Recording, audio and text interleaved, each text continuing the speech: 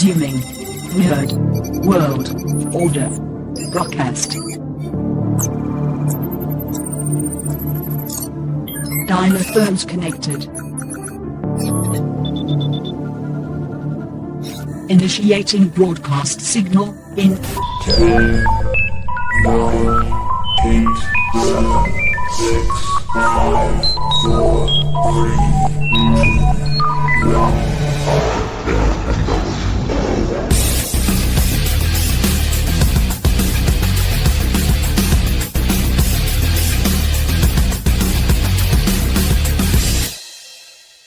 Ladies, gentlemen, and knights of the Nerd World Order, this is the Nerd World Order broadcast. I am the man that you call Dukes, and to my right, it's all about the... Booyah, what's up? It's your boy Joe, baby. And to my other right, weighing in at 178 adamantium filled pounds, Alfonso X-Man Flores. Kill her, Johnny. Yes, Johnny. You should unalive her. Since we're on YouTube Live, you can't say the K word. So many things you can't say. You can say corn, but you can't say... This is the Nerd World Order broadcast. We are going to be discussing the Fantastic Four. This will be a spoiler-filled review of Fantastic Four First Steps. So I'll start off by jumping right into it. If you heard the last episode, I went in with very low expectations of this movie. I thought to myself there couldn't be any better Sue Storm than Jessica Alba. I thought there couldn't be any better Johnny Storm than Michael B. Jordan. And there could be no better Mr. Fantastic than Michael Jai White. Luckily, I was proven wrong on all three counts because this movie was really good. What do you think, Alfonso? I was impressed with this movie. I went into it with high expectations. It exceeded those expectations. I'm definitely going to say I liked it better than Superman. Wow, that's a very bold statement. Joe, what's your thoughts? I enjoyed the movie. I thought it's easy to say it's going to be the best Fantastic Four movie they made so far. You know, as far as the story better and the action scenes were more cleaner, stories more put together. I enjoyed it just as much as I did Superman. Like we talked about it before, it's just two different type of superhero movies, so I enjoyed both for what they were. Nice, very nice. So as I mentioned before, this is going to be filled with spilled milk because this will be a spoiler conversation regarding the Fantastic Four. So, let's just start with the first steps of talking about the first steps. From the opening of this movie, it had a really good feel. And what I mean by that is I was immediately intrigued by the movie. I was immediately pulled in. They did give you the backstory, but they didn't spend like half an hour getting into that, which allows you to really develop like the real story. You don't have to do the obligatory, they crashed into some cosmic rays. Let's do that in 5 minutes and move on, which I thought was a great way to start the movie. And I feel like moving forward, unless it's, I don't know, should they do that for all movies or should they just do it for, like, should they still give a whole backstory for obscure characters? What do you guys think? I mean, honestly, I like the way it was done. It's like, yeah, you got a backstory, but it was in snippets and it was in memories. You know, you don't need to have the whole backstory. I mean, that's like one thing that was so intriguing about Wolverine for the longest time is nobody knew his backstory, but little by little, you got bits and pieces of it, and it unfolded slowly but surely. And until they released pretty much what they say is all the information, it was something that just kept people going. I'm down with that. Nice. So, Joe, what do you think? Just 5-minute backstories? Yeah, I think Spider-Man did it best when they didn't explain Tom Holland getting his powers. I thought Batman, same thing. You didn't have to go through the whole origin story again. Superman did it the same thing. You didn't have to. It's just like glimpse here and there. So I thought it was. I like how they're starting to do that because we've seen it over and over again. We don't need to see it again. So yeah, I like how they're doing it now. Because to your point, you can jump faster into the story. You don't have to spend at least maybe I'd say 15 to 30 minutes of a movie trying to explain the origin and the Hmm. ramifications of what happened in that scenario. Yeah, I totally agree. Now, one thing that I thought was interesting that they did was they introduced a bunch of B-list villains. And I know they eliminated, like, John Malkovich's scene, whoever he was supposed to be, stuff like that. But the thing that I liked about this movie was, for the most part, things that didn't seem important had a payoff later. And as I was watching the movie, and because we have all these B-list villains, and Sue Storm does this negotiation with Mole Man. Correct me if that's not his name, but she did and it's like, it's throwaway. But really, if you think about it, there was nothing throwaway in this movie. Which, as your brain starts to have its machinations, there's a lot in this movie that kind of sets up what's going to be happening with Doomsday and Secret Wars. So nothing's throwaway, which I really liked about this movie. But what did you guys think about them introducing those old school villains right up front? Dude, I really, that was such a great idea. It's like, they did hit the ground running. They showed you that they've been up to stuff. They showed you that they've dealt with some pretty big level threats, even though they're B-list villains. I mean, that, I can't remember the name of that monster, but basically it's from the cover of Fantastic Four #1. And I mean, that's destroying the entire city, right? They're taking it down. Turns out that thing was working for Mole Man the entire time. They show Red Ghost Super Apes. Red Ghost is the one Malkovich was going to play, and for some reason they cut him out. But I mean, if you got to cut somebody out with that high of a standing, it's got to be good. So they did a great job with it. They mentioned Psycho Man. I think there was one or two other villains they mentioned.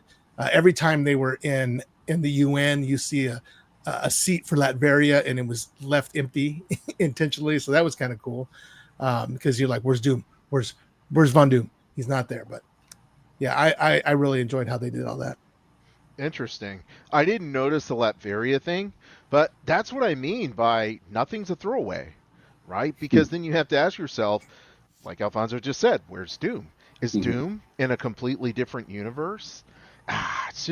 It's so good because there's so many questions that, I hate speculation, but I can speculate so much from this movie. And of course, I go on TikTok and, I hear some great theories there. But man, the level of speculation that this movie creates for me is exciting because I feel like for a while, Marvel, like, when I would do speculation, it wasn't anything that was exciting. Like at the end of Captain America 4. Brave New World.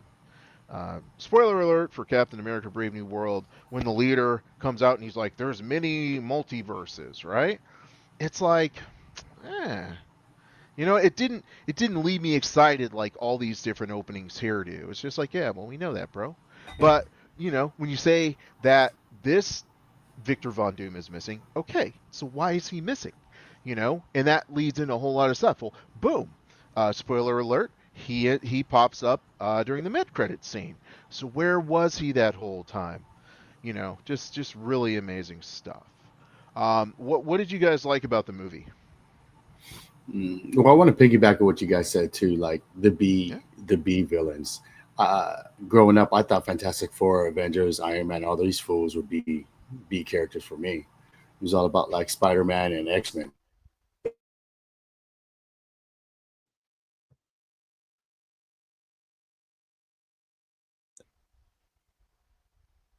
Yeah. Superheroes for me. You know what I mean? I mean, it's so bad they got to make their son a mutant. So it's that's how I think about that stuff. As far as speculating, like I noticed the Latveria. I know I'm saying it wrong. No, I saw that sign. I saw that sign right away, bro. Because I'm a huge Doom fan. Like he's missing. That's just not good enough for me. I mean, I get it for like the standard people that don't like him as much as I do, because like I'm waiting to see him in a Marvel Cinematic Universe, and the foreplay. I've been waiting for this guy for a while. I wanted him before King, and King came out. You know what I mean? So it's I wanted it before Thanos, like when we're going to be a supervillain. And so for me, little stuff like that, like speculating, like to your point, like TikTok has a lot more theories and stuff that you could talk about. Alf sent me a video of like different snippets of movies that summed up the Fantastic Four movie, and it made me realize that Fantastic Four story wasn't that good, other than the P Diddy remix of a greater song. That's what it felt like, because it was like I don't know how many was it? It was like 7 maybe different movies that Oh, yeah, there's so many. and basically told the story of the movie with different. It was just crazy. I don't know if you sent it to you, Alan, but I was like, wow. Even like it got to the point where you're talking about Mo Man and what he was doing. It was like, wow. You should probably send it to Alan so he could watch this. They don't understand what I'm talking about, but the story was dope until I saw that, and I was like, oh wow. So they just took from every other movie and put it together, and made one movie. I don't think they did that on purpose. I mean, like all the good stories have already been told, and everything you do is pretty much borrowed from everything else. So it's a coincidence in my opinion. Well, I don't think it's so much a coincidence as much as, to your point, Alfonso, it's like thematically speaking, there's only a limited number of things that you can do, and ultimately, you do have to pull from. Everyone has the same source material at this point, Yeah. So it's kind of like, okay, I take a piece of this and I take a piece of that, and Joe's going to come up with a good food reference for this. But it's like you take ingredients that other people have done wrong, Yeah. and you put them together, and you make a good whatever Joe is going to say, Mhm. and that's what they did. So, Yeah. yeah, You're gonna put some pineapple on that pizza. I don't know about exactly. You not a pineapple guy, Joe? that. Pineapple for other things. Okay. Yeah, Not no, on that- pizza. So Alfonso, what did you dig about the movie? man, there was so much about it. I mean, I wasn't super excited about. I mean, I love Pedro Pascal, but I wasn't excited about him being Mr. Fantastic. I didn't see him as a Mr. Fantastic, but the way he played it, kind of like is one of those people who's like so smart, but they can't really pick up social cues. I was like, oh, Mhm. hey, he's doing that really well. He was kind of like Mhm. a Sheldon Cooper almost, in my opinion. From Big Bang Theory or. So that was kind of neat because it's like when you're dealing with that much genius, sometimes you don't have time for emotion. Sometimes you don't realize it as much.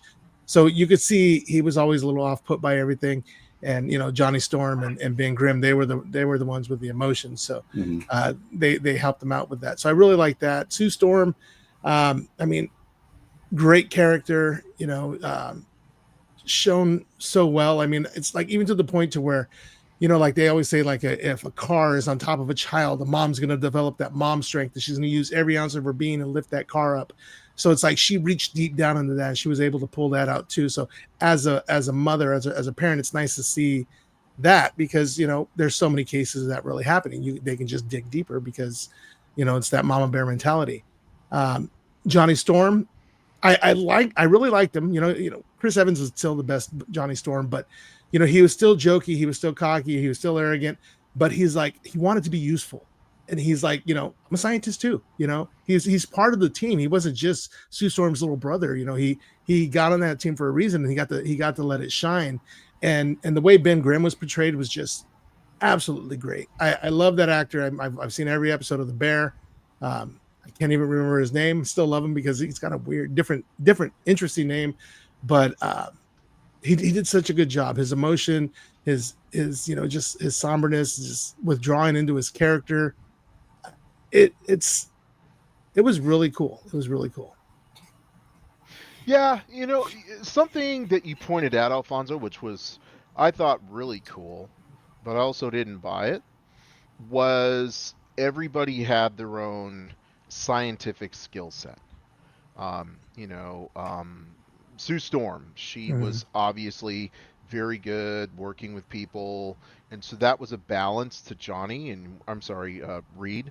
And when they say opposites attract, I think that's definitely what that was highlighting there. But at the start of the movie, Reed said, well, I needed to go into space and I wanted the best scientists in the world. And so luckily they were my family. I was like, bro, you ain't got to lie.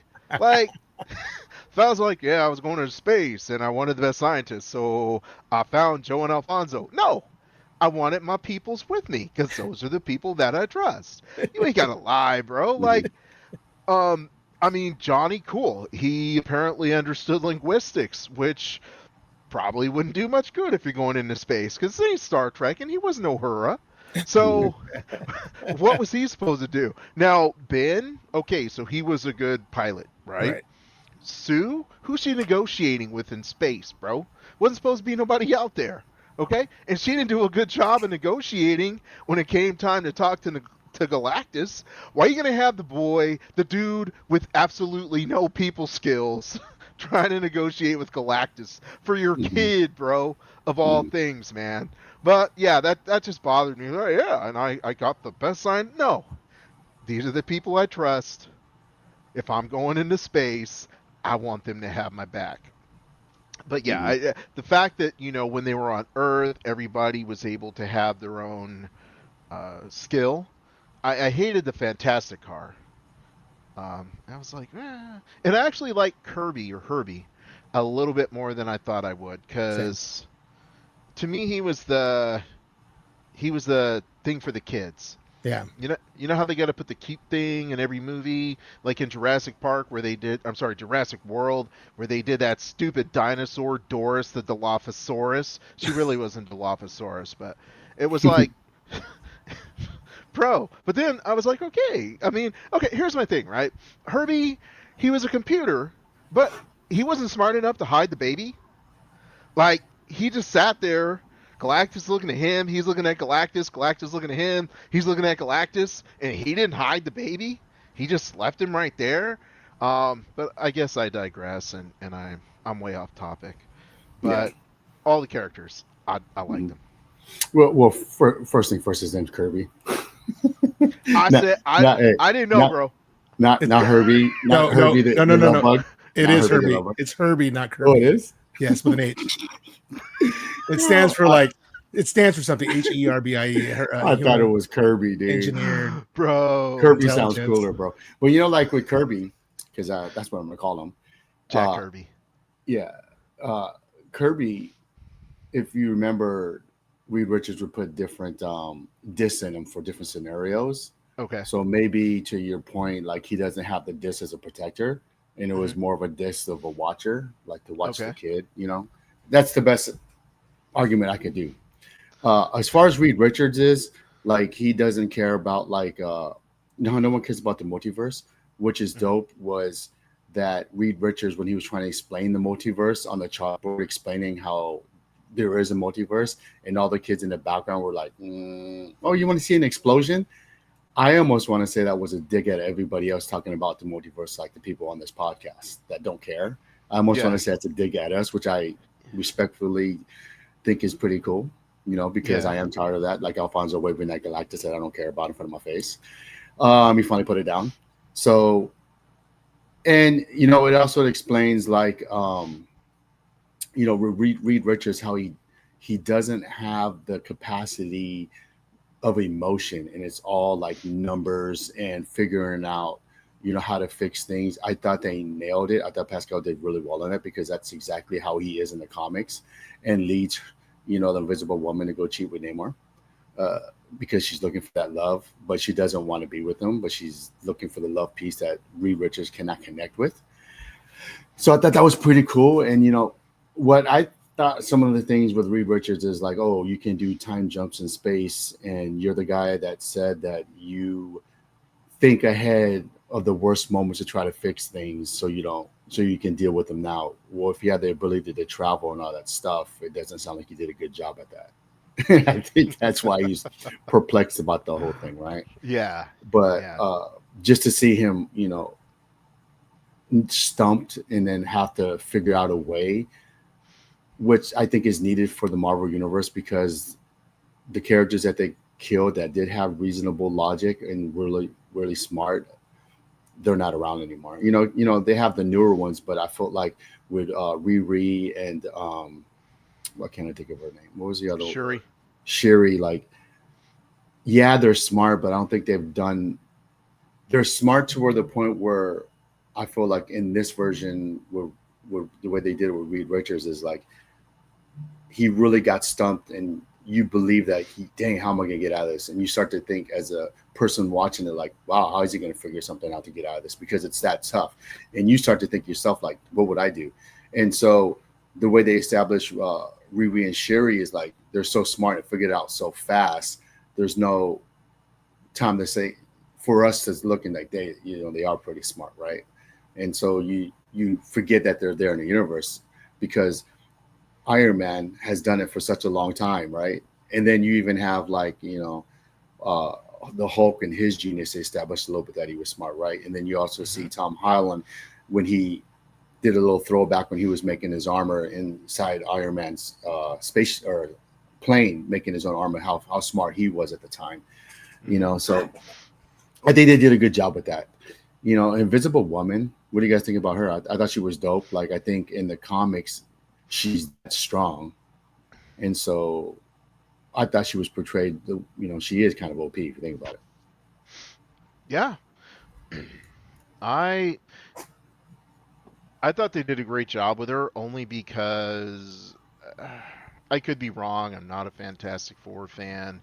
Didn't read Fantastic Four, as you guys know.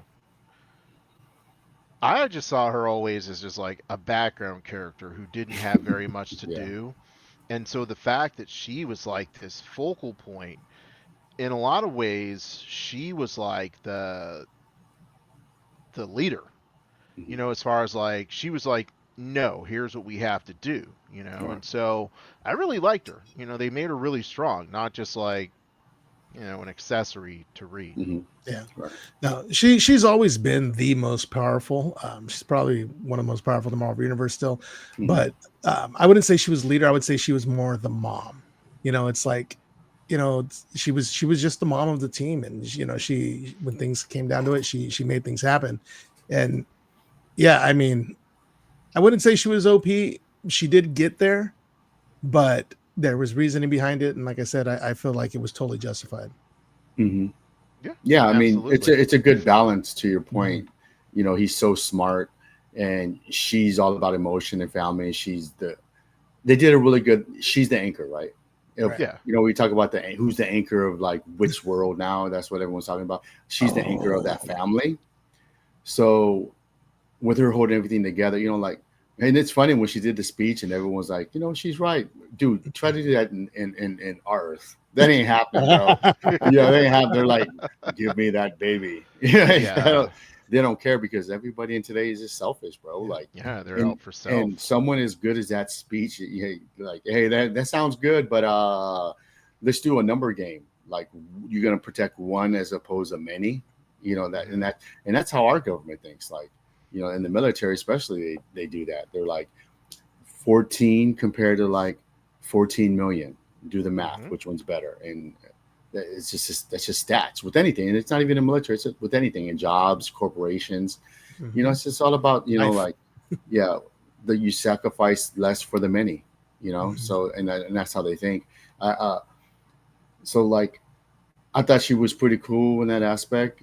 She's very powerful. I thought they displayed how powerful she is really good, but at the same time, very wholesome and family oriented. And she, as strong as she is, you wouldn't know it because she doesn't really show it that much, right? And same thing with Reed. Is I like how they focus more on his intellect, and it didn't want me. Well, let me see his powers. Because, like usually when you see characters, like, let me see what the powers are, how they're going to, the special effects and how he uses it. So when he did use it, I was so more focused on him being smart and figuring out how to be Galactus more so than him using his powers. Yeah. And so with the four characters, I'm going to get to the ones that I even, as far as the comics that I liked, and when they were in separate comics is, first, I'm going to start with Johnny Storm. I thought Johnny Storm was dope.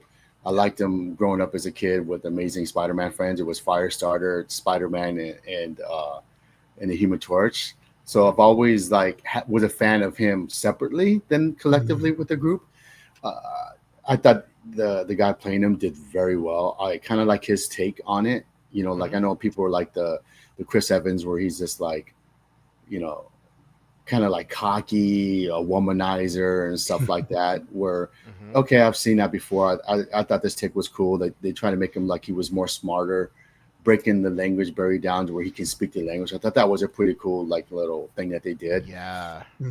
I think he's dope in a sense of like when they did go meet Galactus and things about to go down, like he didn't even hesitate. He was just like boom, he just started throwing fire and all that stuff. Like we got to get out. He thought family first, and I thought that was awesome.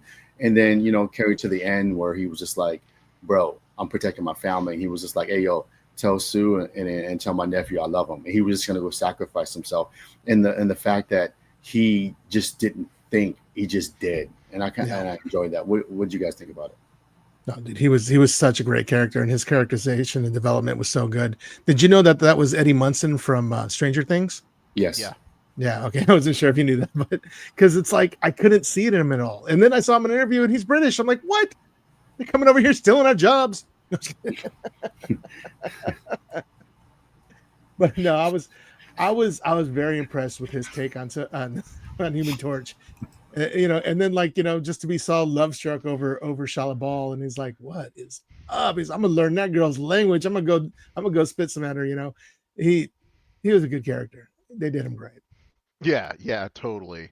I like I like the Michael B. Jordan character. He was kind of the irrational hothead kid who had to learn.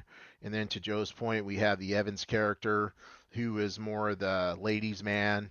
And this version was a completely different take, but he was still the Human Torch, and he was multi-dimensional. He didn't feel like they were just trying to be like, this like he was just like someone says angry younger brother, right?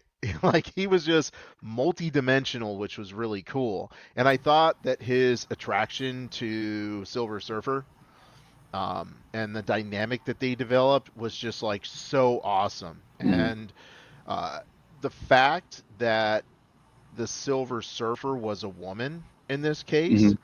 gave this movie a dynamic that was executed so perfectly that you couldn't have achieved if it was a man. So I totally thought that was a good move that they did that. Yeah, here's the thing. What I liked about the thing in this version is like every time we turn around, he was wearing clothes. I thought that was pretty cool. I mean, I still digress of like I wish he could be able to shape shift and go back and forth. Yeah. But like him cooking, shout out to him being on the show The Bear, because that's what he does. It was dope. I like the fact that he didn't want to say Clobber in time. But although when he did say it, I thought it wasn't as dope as I thought it was going to be. Oh, Right. Like, well, because I play Marvel Rivals. So, like, when I say it's Clobber in time, it just looks so much cooler, bro. Like, that's his ultimate. He says it's Clobber in time. So, like, the whole time you're like, say it. And he's like, no, no. And then when he does say it, I just felt like it was okay. It was just, it wasn't like, dang, dude, like, because I was waiting for him to say that, like, and that's what I was telling my kids when he was going to come out Marvel Rivals is like, he better say it's Clobber in time, and he does when he does his ultimate. And I felt like in the video game, it hit more of a mark for me than that. But, it's pretty cool. Like with him and Johnny, to your point, Alf, it is more emotional between those two, like not to say that Sue Storm's not, but I feel like those two, they had the right mesh of like comedy going back and forth. To where past movies before I felt annoying to the sense of like I'm just trying to piss you off, right? I'm just trying to make you mad. Where this is like brotherly, like just little jabs, like how we all throw jabs at each other. You know what I mean?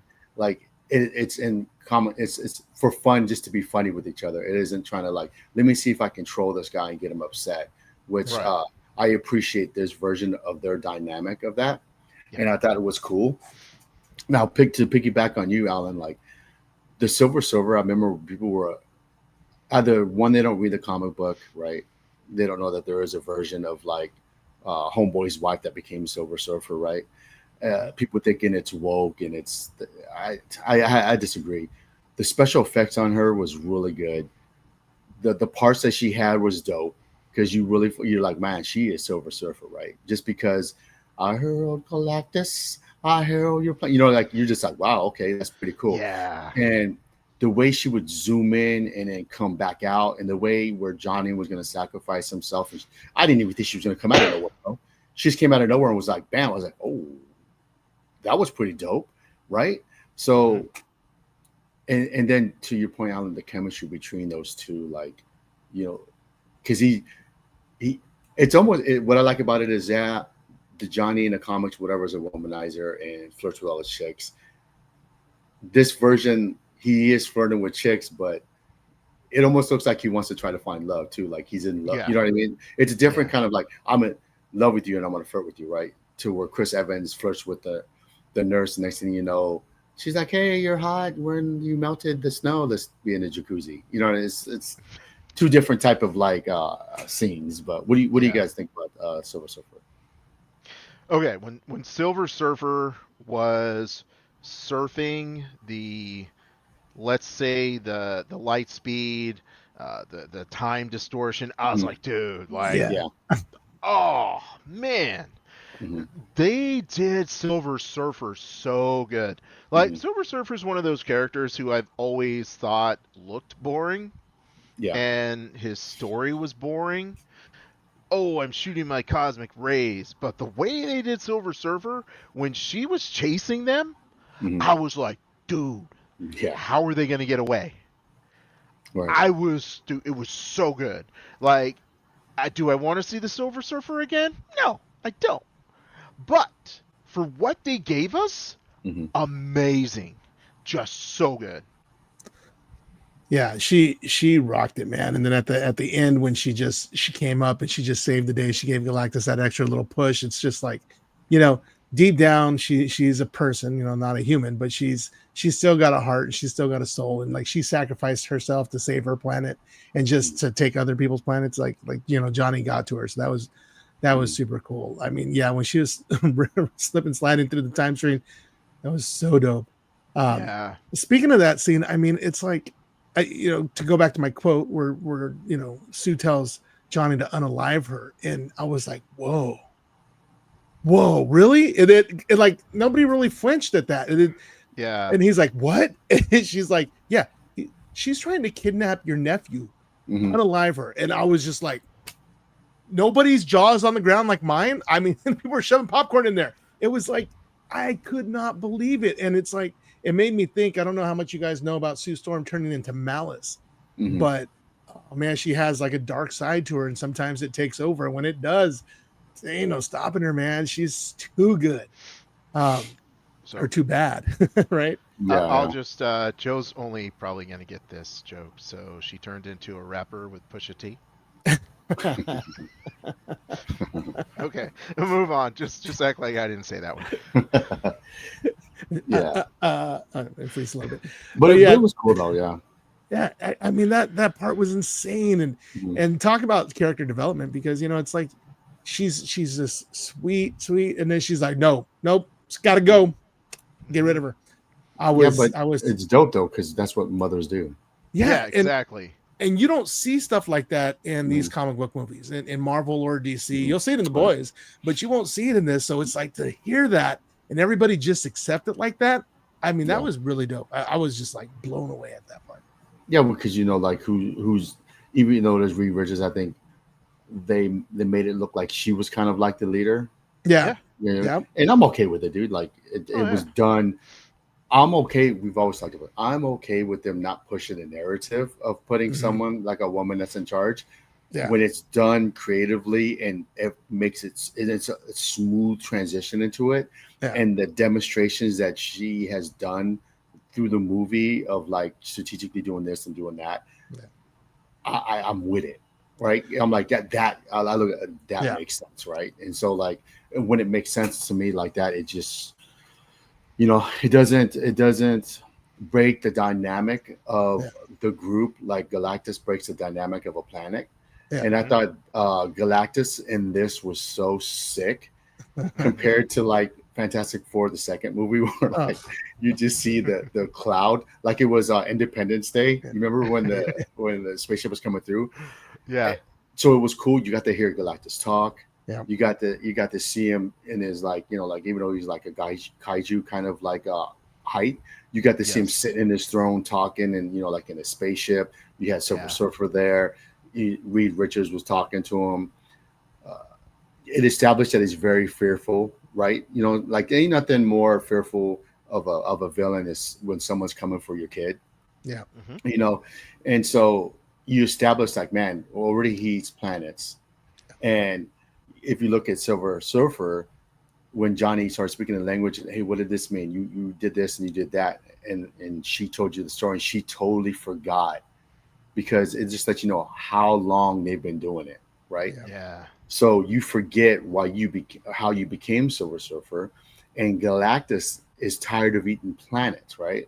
So like it's just exactly like in the comic books. He's really tired of doing it. He wants to be done with it. He doesn't want to do it no more, and thus why he needs his, Reed Richards, his son, is because he's tired of it. I don't want to do it no more. He's over it, and I felt like they did a good job of even when he walked on Earth, it was just dope. And then like we had talked about this before with him fighting to the Fantastic Four. You're like, how are these guys gonna beat this dude, right? Right. And so one of the stuff, like, I kind of got disappointed. I'll say it just because I'm nitpicking and I love Doom so much. When they were trying to establish, we're like, let's make the planet disappear. We're gonna move the planet, and then Silver Surfer comes and destroys all of them. One survives, right? And I wasn't thinking of like, oh yeah, you can still do it with one, right? And they'll put Galactus through it and go. I was just thinking, ooh, is this where I get to see Doom? And that one that didn't work, or the only one that's left, or the reason why it didn't work in the first place was because it was where Doom is at. He decided he didn't want to do it. Yeah. And then when that didn't happen, I was like, oh man, you know what I mean? So, but again, I digress. What do you guys think about Galactus? Dude, I was so stoked that he wasn't some ugly smoke monster like in Lost. It was just he was done so well. And it's funny because it took a while for me to. I remember when they casted the guy, and I'm like, huh, he's gonna be Galactus. I mean, he's got a long face. He doesn't look right for it. And then when they showed him, I was like, oh yeah. And then it took me a second. Oh yeah, it's that guy. And he did a great job. I mean, his stature was just perfect. Like the compared to the size of Reed Richards and Sue Storm and all them, it's just like he was massive, and he was just there, and he's like, you insignificant ants. It's like, I'll give you a chance, give me the kid, I'll go, and that was cool because he was done with the whole thing. He's like, you know what, I'll give the child the hunger, and I can finally rest. And it's hard work being that hungry all the time. I understand. I hear him. Yeah, I hear him too, baby.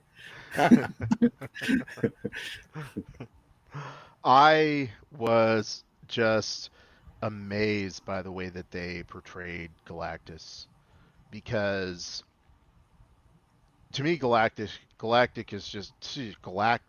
is just a stupid, dumb, boring character. I sound like such a hater, but I think that whole planets. universe, right? The Fantastic Four universe. Yeah, in general. yeah. The whole thing is just like, so you're big enough to eat planets, but you're also big enough to walk around on Earth and fight these people. But the way they did it, where his ship was kind of the thing that was consuming, and it was, I was like, sold. Yeah. And just the way that he said stuff was like, he just knew, like, doesn't matter what you say, because I'm Galactus and I'm all powerful. This is going to happen, And it was just like, dude, this is, he was just cool. And it was so cool when he was walking around on Earth. And I know you guys said this, but at no point where I was like, this is dumb. The whole thing, I was like, dude, I'm sold. I'm in. And then when Thing was doing his stuff, where, I was going to say Thing, where, he was like breaking the buildings, and Sue was doing her thing, and Reed was, opening up a manhole cover on his back. I was like, dude, this is cool. Like, I was into it 100%. And when Reed had to swerve left and have a whole new game plan, I was like, bro, bro, what's gonna happen? What's gonna happen? And it's been a long time since, even with Thanos, when Thanos fought the Avengers at the end of Endgame, it wasn't Thanos that caught my attention. It was when Captain America picked up Mjolnir. Yeah. Then it was the fight. But with Yeah. this, I was into seeing what Galactus was going to do. And that was just completely different. And the fact that Sue Storm at the end, like, she powered up. I was like, bro, she went over 9,000 on him. It's like, yo, this is cool. And for me, that was like, that's a mom, bro. Like Right. you guys said. Now, my mom always talking about, like, you know, a mama can pick up a car if your child's in trouble. I Yeah. don't believe that.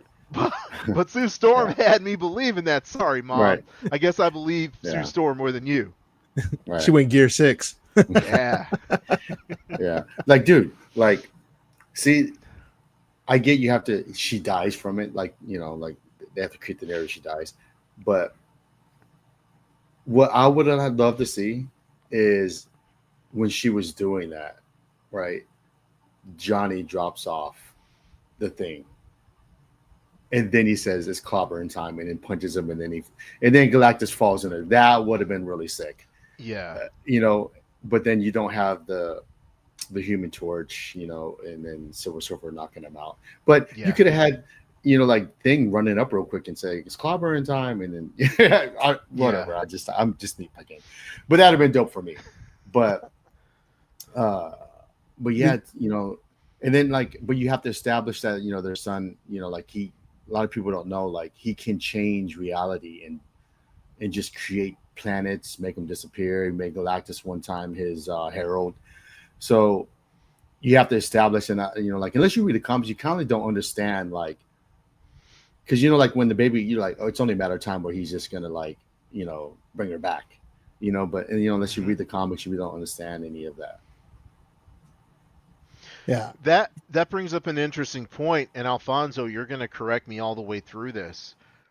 My understanding is that Franklin's power is more of reality manipulation.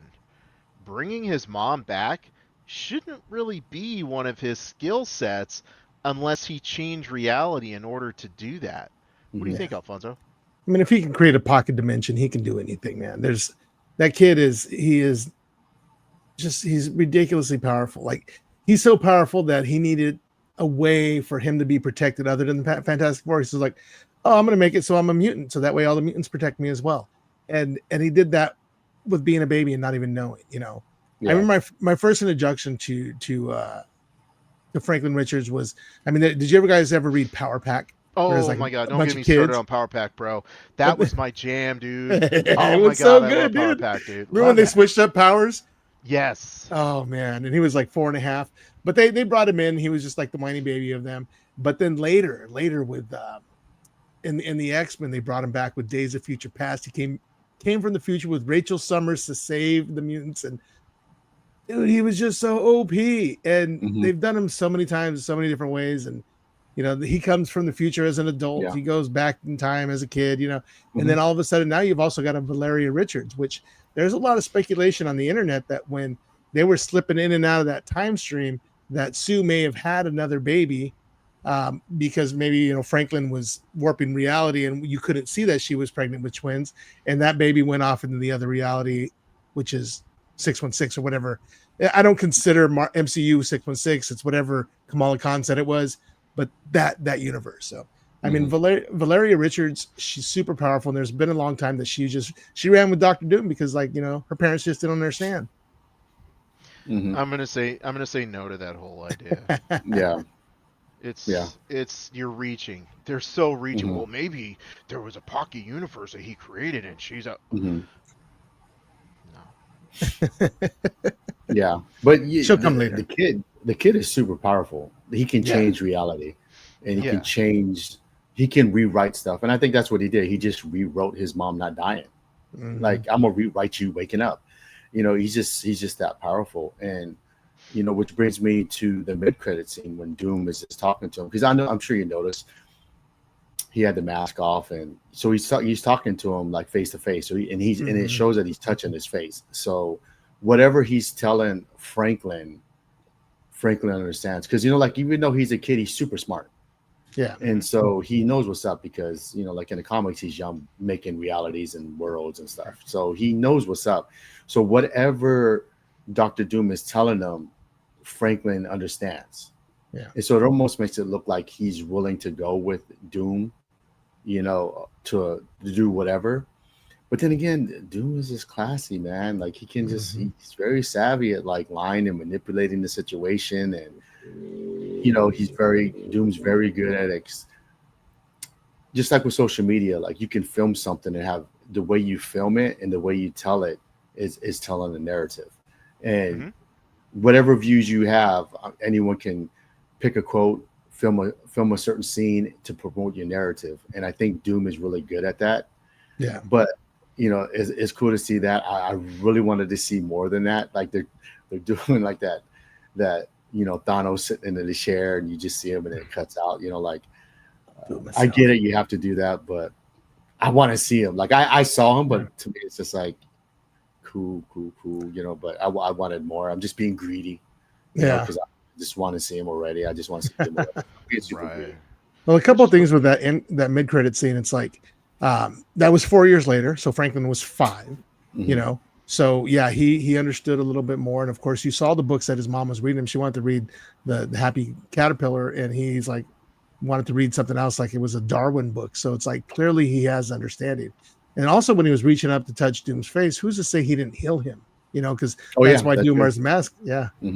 He's always been scarred. It was one little tiny scar. It's like my face, my beautiful visage. It cannot be shown to the world. And Franklin's like, boop, and now it's softened his heart. Yeah. Because like you could say like, what if Franklin knew something about the multiverse and then made him look like Robert Downey Jr. because he knew that would be significant in whatever is going to come through. Like whatever they got planned, and said if he looks this way, it could start something. I don't know. Maybe it's his way of being accepted in the world because he's always been shunned for his ideals. Yeah. Like what if for you to, do you think it's more believable for someone that looked like someone who saved the world to convince them that something else is coming, or someone that looks different? No. if you were to do that, like if you had to go to 616 and say, hey, something's going down and we all need to group up to fight, whatever it is, dude, right? Yeah. It's easier for you to look and be more comfortable with seeing, Robert Downey Jr. That's not yours, but it's from a different universe. Yeah. I don't know. It's just speculating, bro. Like, but I am looking forward to what's to come, because the next movie is a year away and it's only one movie. It's going to be Spider-Man. Yeah. Which is dope because they're saying that supposedly it's supposed to be a year before Doomsday or something like that. Nice. Oh, really? So we're gonna have to do something like that. As you guys are talking, and Joe was talking about speculating, I feel like Marvel and DC, they're kind of like fantasy football leagues, right? Because you're trying to figure out what's gonna be. What's going to happen before it happens, right? Mm-hmm. And that's what's been missing with Marvel for a long time, is you don't get that excitement with your speculation, because every time you speculated, they would give you something dumb. Right. And I feel like this is the first time in a long time, because I love me some Captain America 4. But man, that end credit scene didn't lead to speculation. It was just like, whatever. But this, it's that fantasy football, bro. Like, okay, right. I'm ready for next Sunday because I'm going to see if I was right, Which is just really cool, because there's a level of excitement for the future that even after Captain America 4, Thunderbolts, I really didn't have that. And now that I do, good job. Good job, whoever directed this movie. Right. Yeah. They could also, like, they could have just had the leader say he's coming. Like, there's multiverses out there you don't understand, but he's coming. Yes. Well, who's he? You know what I mean? And then it leads to Fantastic Four. You see Doom, and now you think like, oh, is it him? But it really isn't, because if they're going to Secret Wars, it could be the Beyonder that's coming. You know what I mean? So it's like, but hey, I'm not hating, dude. They're doing they've bounced back, right? And it's a year before the next movie. So for me, that's just dope because you're waiting, bro. It's like, dang, I can't wait for the next one. When's the next one coming out? You know, and I felt like, and Kevin said it himself, like quantity over quality, and you could tell in Phase 4 that's what that was. And I'd rather have less coming out with better stuff than the surplus of different stuff, and it's not going to be good because it's rushed and it's sped up, which I like what they're doing with Spider-Man. Like I feel like we have too many Spider-Man movies in my opinion, but like do a different Spider-Man. I'm ready to see Miles Morales. If we're gonna, I'd rather see a Miles Morales start from Spider-Man 1 than a Spider-Man 4. If you're asking me, you know, I felt like Toby or not Toby. I can't think of his name right now, dude. Tom Holland. Tom Holland. It's good, bro. We had your Spider-Man. It was a good take. We good, bro. Like, you know what I mean? I do like the fact that they're gonna make it a street level. Like they go back to that where street level with in because you know you only seen that in the Netflix series, right? Or you know like Disney now, you know, because they got it back now. But I think that's cool because you know the Punisher's supposed to be in it, the Hulk's supposed to be in it, you know, street level. But again, if that's supposed to be year before Doomsday, street level going to connect. So you know, like I'm looking forward to all that stuff and see how they're going to connect with that stuff. So I'm actually looking forward for the future. Yeah, I I agree with you 100%. Well, okay, partially.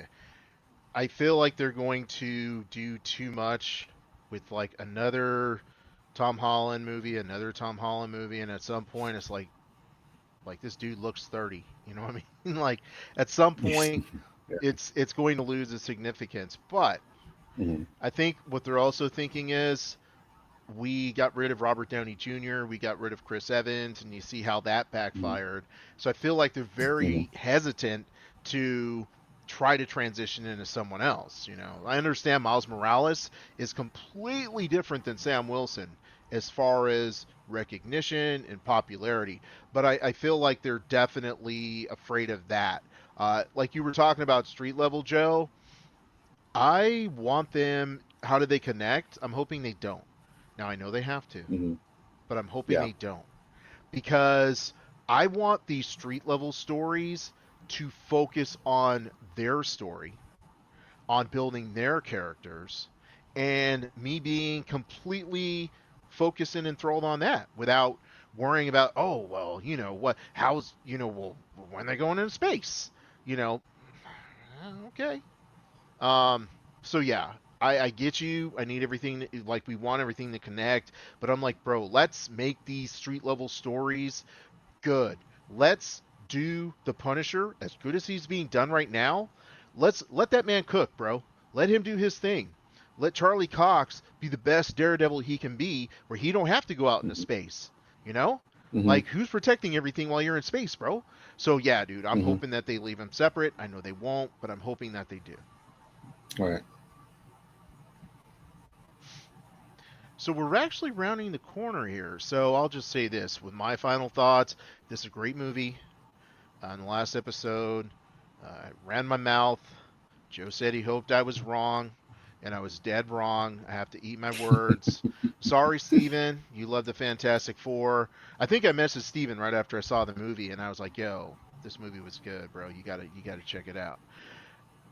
Go watch this movie. It's going to reinvigorate your interest in the MCU.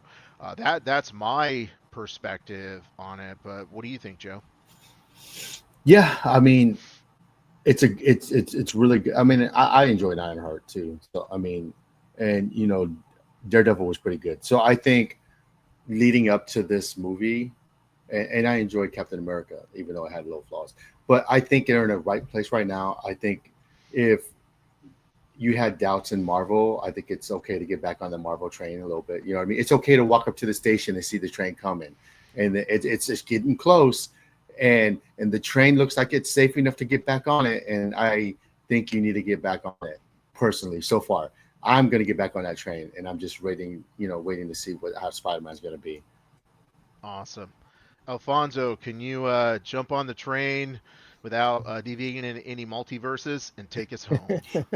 Definitely. This movie had amazing CGI, with the exception of the baby at the end. But go watch it. Go watch it. I want to watch it again. I can't wait to see it one more time in the theaters before I get it home and watch it a million more times.